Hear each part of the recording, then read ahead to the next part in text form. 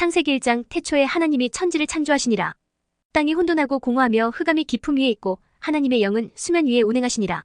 하나님이 이르시되 빛이 있으라 하시니 빛이 있었고 빛이 하나님이 보시기에 좋았더라. 하나님이 빛과 어둠을 나누사 하나님이 빛을 낮이라 부르시고 어둠을 밤이라 부르시니라. 저녁이 되고 아침이 되니 이는 첫째 날이니라. 우리가 잘 아는 창세기 말씀입니다. 학자들이 말하기를 1장 1절과 1장 2절 사이에는 간극이 있다고 합니다. 1절은 선포와 같은 말씀으로 여깁니다. 헌법 맨 처음 1조 아시나요? 제1조 대한민국은 민주공화국이다. 대한민국의 주권은 국민에게 있고 모든 권력은 국민으로부터 나온다. 처럼 1절의 태초라고 하는 것은 2절부터 나오는 하나님이 구체적으로 땅을 지으시는 때를 가리키는 것이 아니라 그 이전 하나님이 보이지 않는 영의 세계와 2절부터 나오는 육의 세계를 지으신 것을 합쳐서 말하는 것이다 라고 봅니다. 즉 태초란 보이지 않는 영의 세계를 지으신 때 플러스 2절부터 시작되는 보이는 세계를 지으신 때라 이 말입니다. 그림. 보이지 않는 영의 세계인 셋째 하늘을 먼저 지으시고 그 다음 궁창과 그 밑에 것을 지었다 이 말입니다. 다시 볼까요? 첫 번째 1절 태초에 천지를 창조하시니라. 그 말에는 처음에 보이지 않는 영의 세계를 창조하시고 다음에 보이는 세계를 이렇게 창조하시는데 땅이 혼돈하고 공허하며 흑암이 깊음 위에 있고 하나님의 영은 수면 위에 운행하시니라. 그리고 보이지 않는 영의 세계를 구체적으로 말하는 것이 골로새서 1장 16절 만물이 그에게서 창조되되 하늘과 땅에서 보이는 것들과 보이지 않는 것들과 혹은 왕권들이나 주권들이나 통치자들이나 권세들이나 만물이 다 그로 말미암고 그를 위하여 창조되었고 땅에서 보이는 것들과 보이지 않는 것들이라고 말하지요.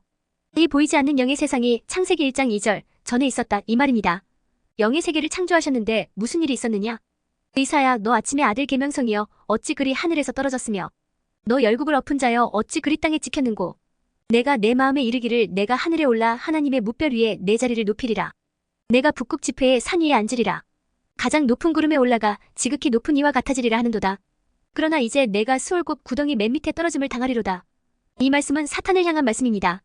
우리가 믿기를 태초에 하나님이 보이지 않는 영의 세계를 만드시고 그 후에 본문에서처럼 천사장이었던 사탄이 타락하고 그 이후 하나님이 창세기 1장 2절에서처럼 보이는 세상을 창조하셨다는 것입니다. 우리 저번 주 선교 전도를 한다는 것은 생각을 바꿔주는 것이라고 하였습니다. 고린도후서 10장 3절 우리가 육신으로 행하나 육신에 따라 싸우지 아니하노니 우리의 싸우는 무기는 육신에 속한 것이 아니요 오직 어떤 견고한 진도 무너뜨리는 하나님의 능력이라 모든 이론을 무너뜨리며 하나님 아는 것을 대적하여 높아진 것을 다 무너뜨리고 모든 생각을 사로잡아 그리스도에게 복종하게 하니 사람 안에 있는 견고한 진, 집안 대대로 혹 민족 대대로 내려오는 하나님의 가치관과 반대되는 생각과 가치관이라고 하였죠.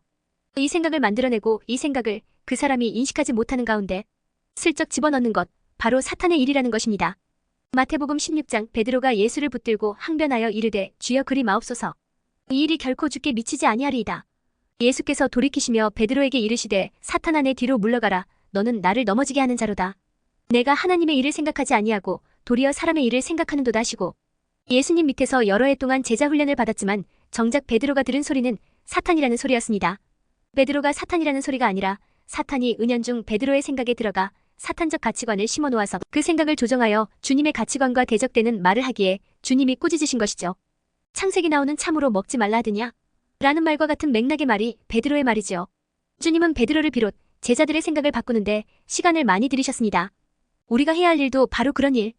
유대인은 우리나라 사람들이 일제 치하에서 일제를 몰아낼 슈퍼맨을 찾았듯 로마를 물리칠 메시아를 찾았습니다. 다윗 같은 메시아. 시편 2편 6절 내가 나의 왕을 내 거룩한 산 시온에 세웠다 하시리로다. 내가 여호와의 명령을 전하노라. 여호와께서 내게 이르시되 너는 내 아들이라. 오늘 내가 너를 낳았도다. 내게 구하라. 내가 이방 나라를 내 유업으로 주리니 내 소유가 땅 끝까지 이르리로다. 나의 왕 메시아. 근거가 있는 믿음이었습니다. 여기 이렇게 하나님이 분명 말씀해 주셨으니까요. 하나님의 아들 메시아에게 열방을 주신다고 했으니 당연 로마 제국을 짓밟아줘야겠죠. 즉 베드로의 말은 나름의 성경적 근거도 있는 말이었습니다. 그러나 주님은 그 베드로를 향해 사탄적 생각이라고 심하게 꾸짖었습니다. 왜요? 맥락이 안 맞으니까요. 그 다윗의 자손으로서 열방을 다스리고 물을 꿀릴 메시아는 마지막 재림 메시아의 모습이지요. 초림의 메시아는 십자가이지요. 순종이지요. 이사야 53장을 먼저 생각해야지요. 복음으로 무릎 꿇려야 하는데 칼로 하다니. 이런 맥락을 무시하고 사탄은 구절 하나만 톡 따와서 교회 다니는 사람을 선동한다는 것입니다. 사람이 분별을 못하면 성경 말씀을 들먹여도 사탄의 종이 될 수 있다는 말을 하는 것입니다. 우리 안에도 있죠. 그런 생각들. 어려서 늘 부모로부터 꾸짖음을 많이 받고 자라면 사람의 생각에 부정적인 것이 자리 잡지요. 제가 그렇습니다. 늘 조심해라 조심해라를 듣고 자라니 알게 모르게 통제지향적입니다. 사탄이 그걸 이용하지요. 저 같은 사람의 경우 만약 성령께 사로잡히지 않으면 율법주의로 나갈 수 있지요. 하나님의 용서를 믿지 못하는 사람이요. 늘 두려워만 하는 사람이요. 무슬림들이랑 이야기하면 늘 아버지 하나님의 사랑을 믿지 못해요. 왜? 사탄적 가르침에 세뇌되었거든요. 하나님은 아들이 없다 코란 1장 1절 이걸 늘 외우고 다니니 어찌 아들을 주신 하나님의 사랑이 믿어지겠습니까? 그저 무섭고 벌주는 하나님만 생각나지. 한국 교회에 다니는 분들 얼마나 많이 정치의 종이 되었는지요. 내가 싫어하는 정치인만 미워하면 자기가 예수 잘 믿는 사람이라고 착각합니다. 하나님 우리 안에 성경과 배치되었는데도 아무렇지도 않게 생각하는 견고한 진이 있다면 꼭 무너지게 하시고 한국 땅에 그리고 열방 가운데 사탄적 견고한 진 하나님을 대적하여 높아진 모든 이념을 파하고 예수의 이름 앞에 무릎 꿇리게 하소서.